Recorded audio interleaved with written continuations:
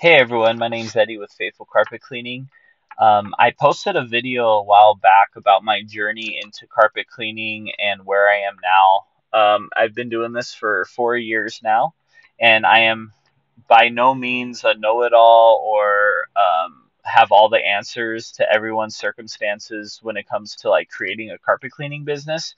But I did want to use my ability to communicate like my story with my steps of helping you create your own carpet cleaning business if that's something that you're interested in doing. And so just like reiterating a little bit about what I spoke before is it came about as a need. So I needed some part-time money. My job got hit by COVID pretty hard, so I need some part-time money.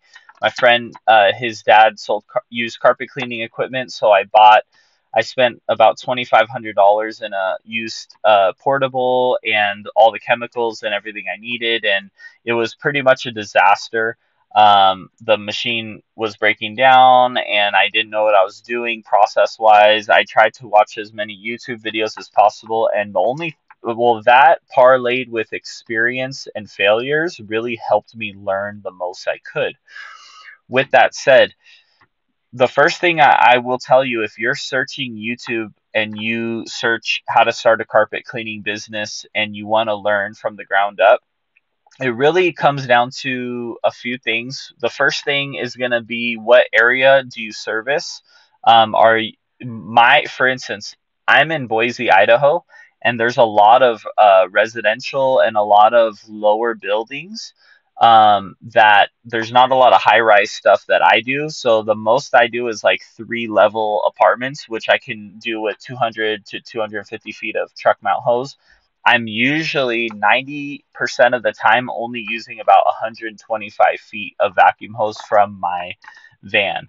So most of the houses I do are just 1 or 2 levels, and truck mount is the way to go. It's the fastest, easiest, most efficient, and most powerful method for carpet cleaning, which I believe. I believe hot water extraction for most applications is going to be your best way for carpet cleaning.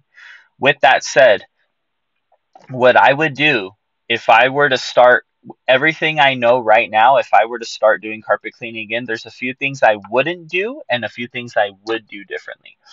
The first thing I wouldn't do differently is I wouldn't stop learning from YouTube.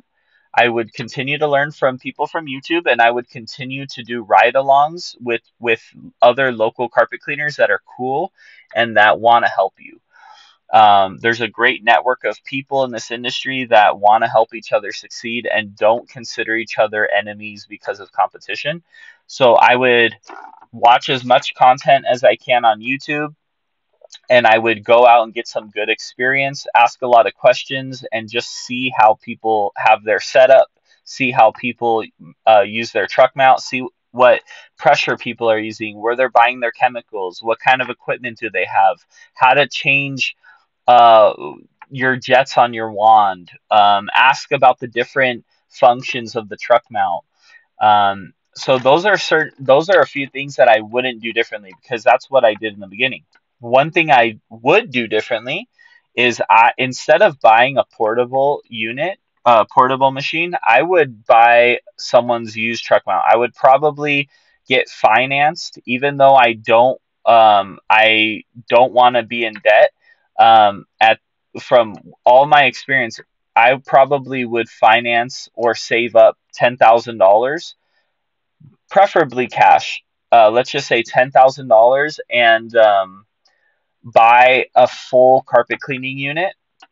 That's a functioning truck mount, a reliable van with all the hoses, with a wand, and preferably, and this is very preferably, almost a priority, a freshwater tank on board. And if it didn't have a freshwater tank on board, I would put a freshwater tank on board because I know a lot of guys split on this decision. Some people don't like freshwater tanks because of the weight and the wear and tear on the van. For me personally, I don't care. I'll just buy another van. I'm good at that. I'm good at finding vans, so it doesn't matter to me.